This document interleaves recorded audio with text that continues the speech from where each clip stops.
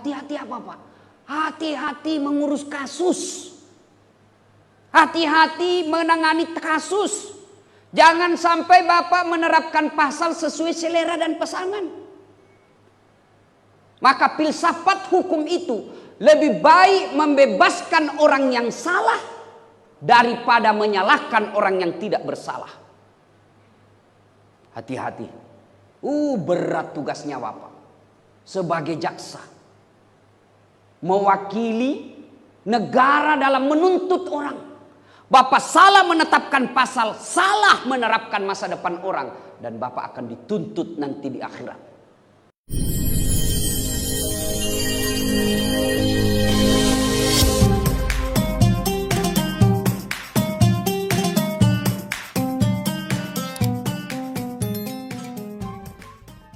Jaksa muda, kalian mau beristri, lihat agamanya calon istrimu. Kalau kau jalan ke mall, dia malu tidak pakai jilbab, dia malu kalau tidak sholat, dia malu jalan berdua, harapan sudah itu. Tapi kalau baru dipacari selalu minta malam minggu dibelikan coklat, malam Senin dimintakan baju baru, malam Selasa diminta dikarikan lagi kaos kaki baru. Hati-hati bos, kau bukan cari istri tapi kau bakal jadi ATM. Benar, banyak orang yang tadinya bersih, karakternya baik, tapi karena dapat istri yang tidak baik, akhirnya larut dalam dosa. Nih, hati-hati memilih pasangan. Bagaimana kalau sudah terlanjur Ustaz? Ada dua pilihan. Bapak ganti kartu atau tambah kuota. Kalau Bapak berani. Yang kedua, karena waktu yang sangat ringkas, hati-hati memilih kawan. Pak Kajati, Bapak hati-hati memilih kawan Pak. Demi Allah, tidak semua yang datang ke kantor Bapak ini bawa pisang goreng, bawa ubi rebus, belum tentu dia ikhlas. Demi Allah, apalagi yang namanya kontraktor. Hati-hati Pak. Nanti kami bangunkan aulanya Pak. Bikin kontraktor harga 10 juta tapi nanti minta proyek harga 1 miliar. Hati-hati milih teman Pak. Rasulullah sukses berdakwah karena dikelilingi 4 sahabat utama. 1, Abu Bakar Siddiq, dewasa tapi dia arif dan bijaksana. 2, Umar bin Khattab, tegas dalam membedakan. Itu salah, ini benar. 3, Utsman bin Affan. Dia konglomerat, dia orang kaya tapi dermawan. Bapak jangan pilih orang kaya yang pelit. Kalau orang kaya yang pelit Pak, hati-hati. Tidak ada orang suka orang pelit. Ibu-ibu saya tanya, senang suami yang pelit atau dermawan? Senang tetangga yang pelit atau dermawan? Senang menantu yang pelit atau dermawan? Semua pilih dermawan, tidak ada orang suka orang pelit. Bahkan orang pelit sekalipun tidak suka sama orang pelit. Jangan ke rumahnya pelit, itu jeleknya, itu sifat pelit Pak. Yang keempat, sahabat Nabi bisa sukses siapa? Ali bin Abi Thalib. Pak Kajati, cari anak muda yang cerdas, yang brilian, jadikan dia stafnya Bapak. Karena ilmu akan berkembang terus. Ini 4. Hati-hati milih sahabat Pak. Hati-hati milih teman. Bapak bisa buktikan ketika Bapak masih aktif sebagai jaksa, Kajati, Kajari, kasih intel, banyak betul itu yang mau ketemu Bapak. Begitu Bapak pensiun, wabillahi taufiq wal hidayah, habis semua Pak. Jangankan orang lain mau ke rumah, istri aja suka ngomel sudah kalau kita pensiun Pak. Sampai-sampai ada jaksa pensiun Pak, dia curhat sama saya di Makassar. Ustadz, kenapa saya ini semenjak pensiun baperan, gampang tersinggung. Saya bilang itu namanya post power syndrome Pak. Ini kan setelah saya pensiun Ustadz, nggak ada lagi kerjaan. Jadi kalau pagi-pagi saya baring-baring di ruang tamu. Adalah kucing peliharaan, cucu saya ikut baring di samping saya. Lewat istri saya, dia tendang itu kucing. Apa ini kucing? Tidur aja kerjanya. Kucing ditendang Ustadz, saya yang tersinggung. Itu kalau Bapak tidak hati-hati milih kawan, hati bakal kecewa Pak. Bapak ini orang lain melihat Pak, apalagi makelar kasus. Ada kan namanya makelar kasus Pak ya? Banyak Pak. Ada juga jaksa yang jadi begitu Pak. Nah ada Pak. Namanya manusia semua profesi ada orang batilnya Pak. Itu tujuannya ini ceramah. Maka begitu saya dikasih Ibu Sunalipa. Hebat juga itu Pak Kajati. Berani ngundang saya. Gaspol kok itu. Ya kan? Nah, jangan tersinggung. Nah itu Pak. Kalau Bapak salah memilih teman. Hati-hati. Maka yang baik cara memilih teman. Satu, lihat sholatnya Pak. Lihat sholatnya. Kalau Bapak jalan dia gelisah masuk waktu sholat. Harapan. Kalau dia tidak sholat jangan percaya itu orang. Tuhannya aja dia tipu. Apalagi kalau ada apa-apa Pak. Sholat kan masih bisa besok. Hati-hati Pak. Hati-hati milih teman. Banyak orang sesat gara-gara salah memilih tempat. Begitu pentingnya soal memilih teman ini Pak. Soal teman sahabat itu dalam hadis dijelaskan oleh Nabi. Coba kalian ilustrasikan. Nabi mengilustrasikan, mengibaratkan. Kalau kalian berteman dengan penjual parfum. Kalau kau tidak dapat parfumnya, kau dapat bau harumnya. Tapi kalau bersahabat dengan pandai besi, kalau kau tidak kena apinya, kau dapat hawa panasnya.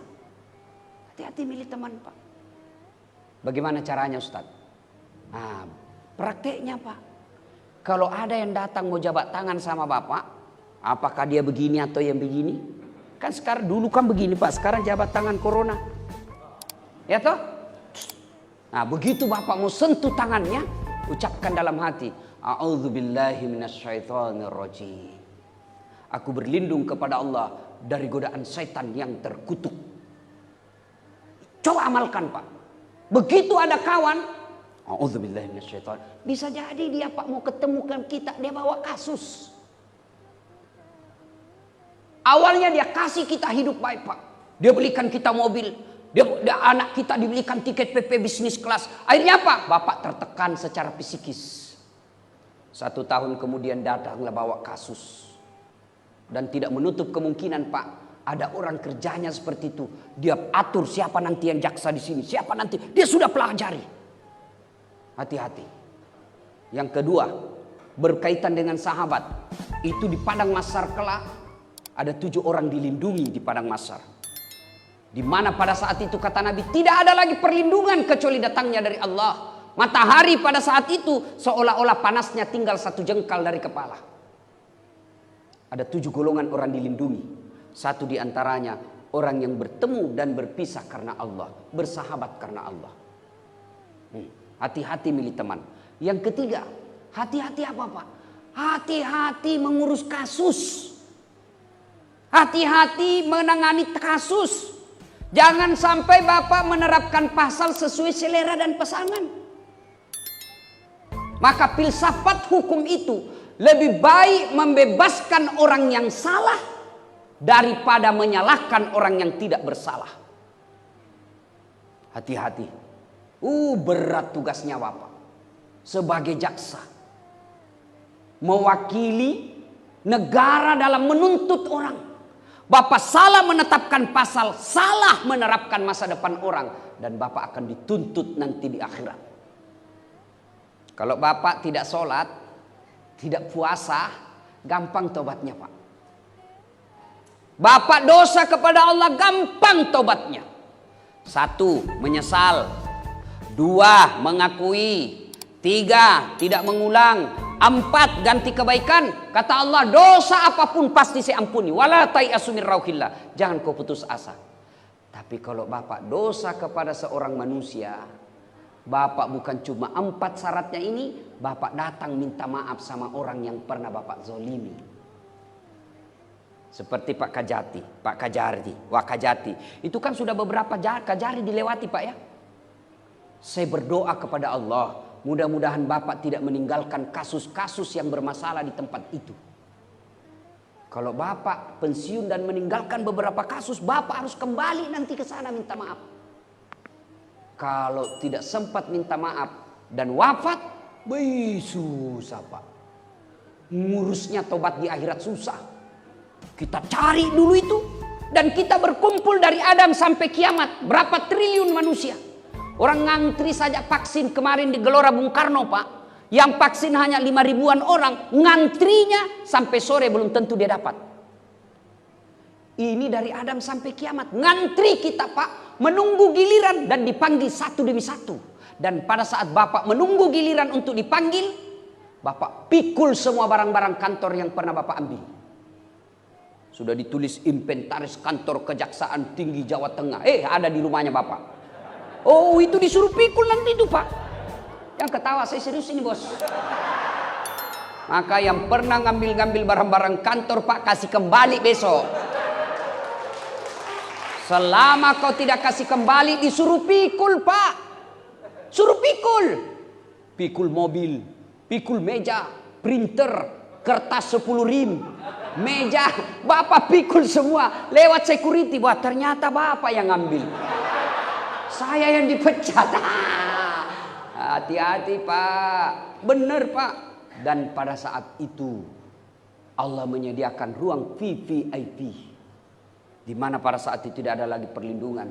Satu di antara dilindungi, kata Nabi, mereka yang bertemu dan berpisah karena Allah. Sahabat yang baik. Kemudian siapa lagi? Imamun adil, dari 7 itu. Pemimpin yang adil. Termasuk jaksa yang adil.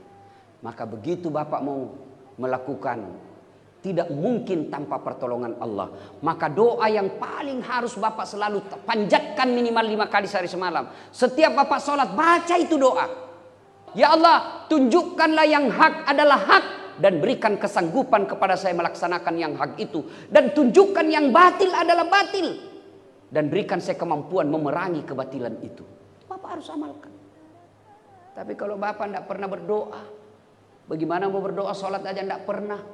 Bagaimana hati mau terang, Pak? Gelap itu hatinya orang begitu. Banyak yang harus hati-hati, tapi waktu terbatas.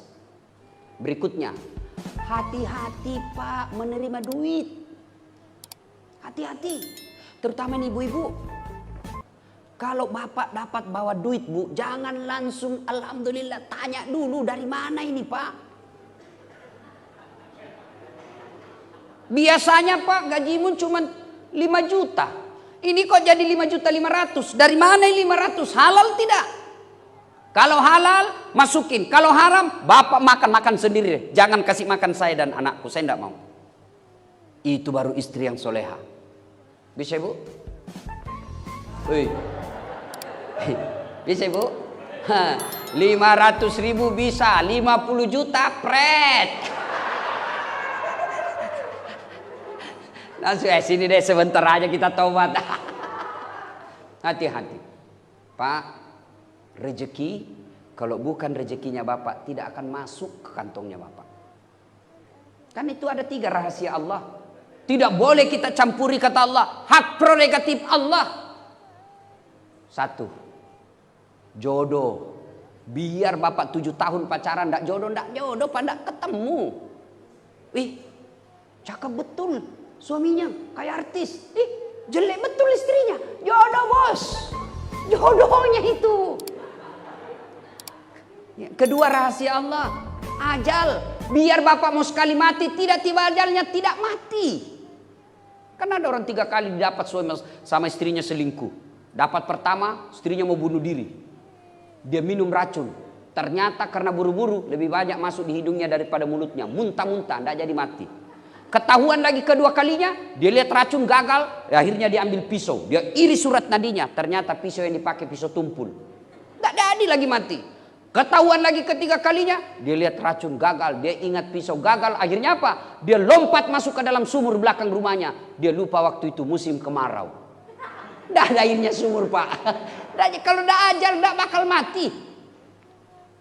Yang ketiga, rahasia Allah. Apa itu? Apa?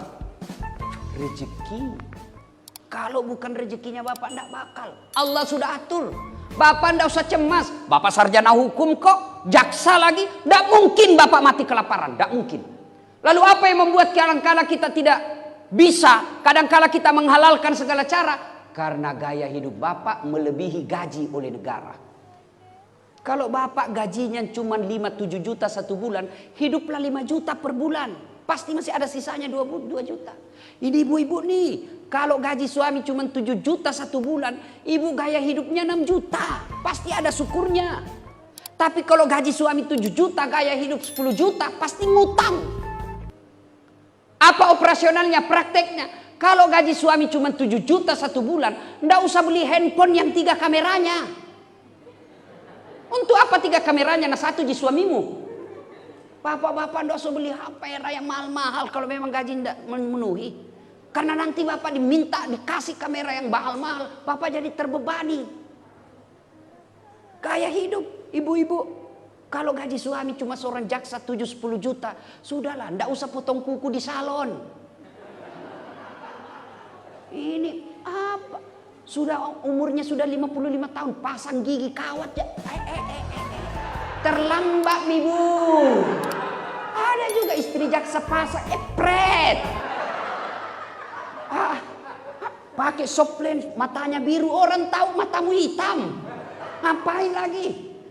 Coba lihat pak, orang jaksa, legenda jaksa Indonesia, Baharudin Lopa. Arwah pak, sudah tidak ada jasadnya. Tapi ketika orang bicara soal jaksa jujur, pasti lari ke alamatnya Baharudin Lopa. Banyak jaksa mewah rumahnya, bagus dia punya mobil, hidupnya bergelimang harta. Tapi begitu dia pensiun pak, tidak ada yang menghormati. Duitnya miliaran, tapi semua dilarang makan. Dilarang makan gula. Apa?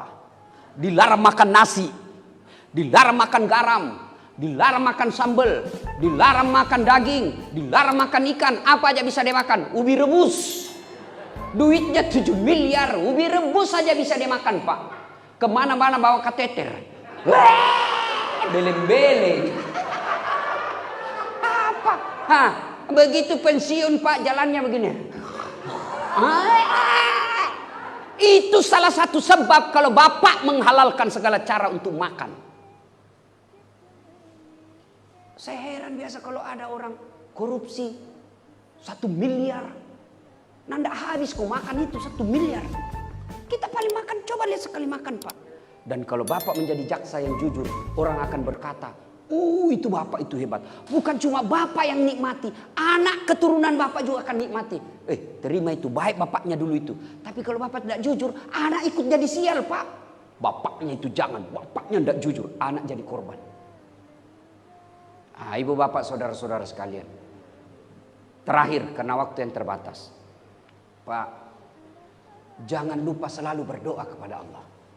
Doa kepada Allah. Tapi doa akan dijabah Allah kalau bapak sholat. Kalau bapak tidak sholat, mana bisa? Doa itu passwordnya sholat. Nah, bapak mau mulai memeriksa orang, sholat dulu. Ya Allah, doa itu supaya lancar kita ngomong. Doanya Nabi Musa alaihissalam. Rabbi srahli sadri wa yassirli amri wahlul uqdatan min lidhani yafqahu qawli. Ini yang bapak jaksa harus amalkan ketika bapak mau ngomong. Amalkan itu. Saya tidak tahu bahasa Arabnya Ustaz. Tidak usah bahasa Arab, bahasa Indonesianya saja bapak baca. Ya Allah, berikan saya kemampuan berbicara yang baik. Tuntun lidah saya. Berikan saya kemampuan meyakinkan orang yang benar adalah benar. Sampaikan itu. Tapi kalau bapak tidak sholat, setengah mati berdoa, malaikat bilang, bos tahu diri dong. Oh sholat dulu. Nah ibu bapak saudara-saudara sekalian, terakhir, bapak punya rezeki, tolak bala dengan apa? Sedekah. Sedekah. Tiap bulan bapak selesai gajian, keluarkan pak sedekah. Cari keluarga kita yang miskin. Bapak sekarang sudah menjadi kepala kejaksaan tinggi, kepala kejaksaan negeri, kepala kasih dan lain sebagainya. Ada keluarga di miskin di kampung, kirimi sedekah pak. Jangan terlalu pelit, sedekah. Dan demi Allah, tidak ada orang bangkrut gara-gara rajin sedekah. Tunjukkan saya di sini Jawa Tengah yang bangkrut gara-gara sedekah. Itu di Sulawesi Selatan pak, ada pensiunan TNI, kaya betul. Kalau orang Sulawesi pasti kenal beliau. Almarhum Andi Sose. Beliau membangun 165 masjid. Dan beliau kalau bangun masjid tidak mau diganggu pak. Original 100% beliau dari A sampai Z. Termasuk imamnya, penceramahnya beliau tanggung. Tidak pernah kita dengar sakit pak. Bahkan kita beredar rumor bank yang berutang sama beliau. Tidak pernah kita dengar ada fitnah jelek. Semua orang mau masuk jadi pejabat, sowan dulu ke beliau. Tidak habis-habis juga duitnya. Dermawan. Paling yang kita dengar, baru aja lagi habis menikah. Itu aja paling kita dengar, Pak. Jangan salah pahami Bunda. Ini kalau kejaksaan ini Bu, tidak berani mereka. Tidak. Percaya aja Bu, tidak usah galau. Kami ini laki-laki tergantung istri. Kalau istrinya baik, siapa yang mau tergoda? Nah sama aja. Kalau ibu baik, suaminya selalu ditelepon diingatkan. Bang, jangan menghalalkan segala cara. Pulang suaminya dia peluk lagi. Tadi berperkara di pengadilan dimaki-maki sama pengacara, dimaki-maki sama hakimnya. Dia tahu berita, apalagi disiarkan langsung karena virtual. Ibu sebagai ibu hadir, datang suami langsung peluk. Bila kamu di sisiku, hati rasa syahdu. Tenang perasaannya. Masuk kamar peluk lagi. Insaflah wahai tenang. Itu lagu-lagu ibu-ibu zaman dulu. Tapi kalau sekarang lagu-lagunya ibu-ibu, ampun Banjago, Banjago. Kok Banjago. Berhenti jago dia kalau berhadapan sama penyidik. Nah ibu bapak saudara-saudara sekalian, banyak yang ingin kita sampaikan tapi waktu terbatas.